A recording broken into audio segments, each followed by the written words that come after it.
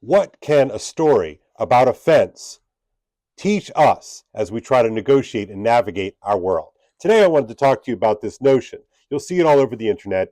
It's kind of a story and it's a meme, but it's called Chesterton's Fence. And Chesterton's Fence is a story like this. Two guys, two bros, walking through the woods, and they come across a fence. They see this fence, and one guy turns to the other guy, is like, this fence shouldn't be here. Let's rip it out. The other guy says, wait a second, what was this fence made for in the first place? And so in that little nugget, you see two people, one who sees something they don't understand and wants to rip it out, and the other pauses just for a second, pumps the brakes and says, maybe, just maybe, I should ask the question, what was it originally for? So the notion that this puts forward is this simple tag, right? Do not remove that which you do not understand the original problem, right? Do not remove a fence until you know why it was put up in the first place. Now, the problem, of course, is that we don't know why the fence was put up in the first place, because sometimes fences are erected to keep things in. Sometimes a fence is erected to keep things out. But we don't know until we look around the problem a little bit why it was put there in the first place. Because we need to ask that question. Well, originally, what problem did this thing solve? Because no one would go through the process, the painstaking process of building a fence or putting up a wall or anything like that if there wasn't some sort of purpose behind it, right? And then the next level question you can ask is, in erecting this fence, what problems did it create? Well, right now, two guys walking through the woods, the problem that it creates is that now they have to go around the wall or over the wall or somehow through the wall. And so that is an unintended consequence of that fence being in place. But notice what happens when you ask the question. When you ask the question, right, why is this fence here? What problem did it solve, at least originally? In doing this, it forces you not to think about the problem or to think around the problem or below or above the problem. It really encourages you to think through the problem, right? Because we are struck because it's not clear to us, at least initially. And so I think as a kind of a lesson, we can see that the story tells us a kind of way of thinking and a way of approaching things. And that, you might, from a temperamental standpoint, be the kind of guy who's like, man, let's like rip stuff up. Let's get rid of it. Let's clear out all of the pathways. Or you might be someone who's, a little bit more cautious and like thoughtful and whatnot. I think the meme is intended, right, to encourage a certain amount of respect, and the respect that Chesterton's Fence is trying to get us to acknowledge is that just because we live right now does not necessarily mean that we are smarter or more sophisticated or more aware than some person who put this thing up, I don't know, 100 years ago. Right? Now, caution, though, with this Chesterton's Fence. It does not mean simply that we should do nothing ever, right?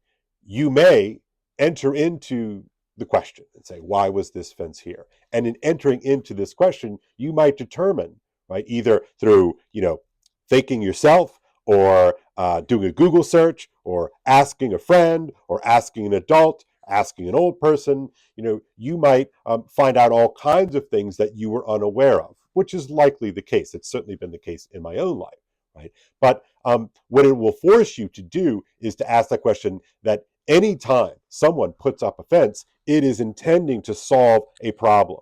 Now, that problem might not exist anymore, right? Or maybe the problem that this solution solved has created other problems, sort of the law of unintended consequences, which is also a very important idea to sort of figure into your sort of thinking process, how you approach problems, how you approach life.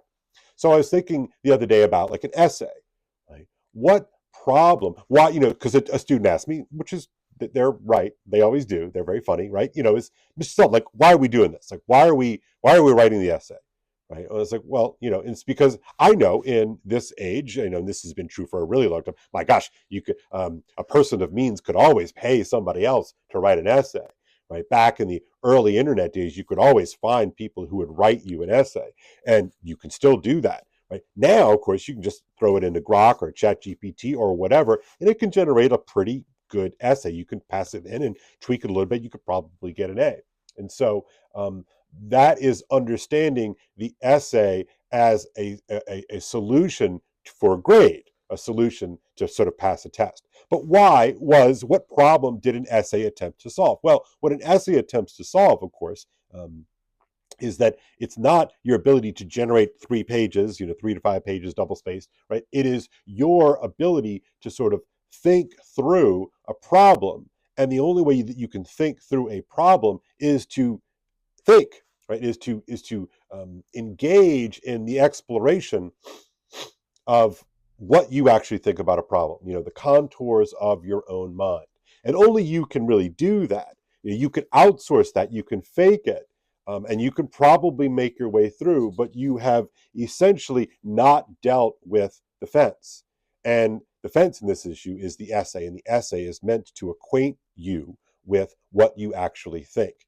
And I would say that on some level, self awareness is a kind of superpower. And if you outsource your self awareness to an algorithm or a friend or a paid mercenary, um, you are leaving that superpower on the table. So you might complain about the essay. You might say, who cares about what I think about Shakespeare's Macbeth? Fine. The point is really not about the paper you write on the image of blood in Shakespeare's Macbeth, let's say, right? The point is that you did this thing, right? So that it is solving a problem, because the problem that we have is that most of us start off terribly unself-aware, right? So before you throw away the assignment, the fence, so to speak, what problem are you neglecting to solve? And I think this is an important thing. Now, in general, stepping back from this question of the essay, we can think of it in terms of, look, I saw the fence, I asked the question, I did my Google search, I talked to my parents, I talked to my friends, I talked to associates, I talked to former people, and they decided that this is why it was. And then you determine, hey, well, maybe we should leave it. But significantly, you might come to the conclusion that maybe you should get rid of it. And that's okay. But that is an invitation into wisdom. That is an invitation into a way of thinking through something, a way of walking around a problem and seeing it from a bunch of different perspectives that I think opens up a latent superpower, a superpower that is kind of buried within you. And then if you can access that, that can open up the world. It can change the world. It can change you. Cheers. See you next time.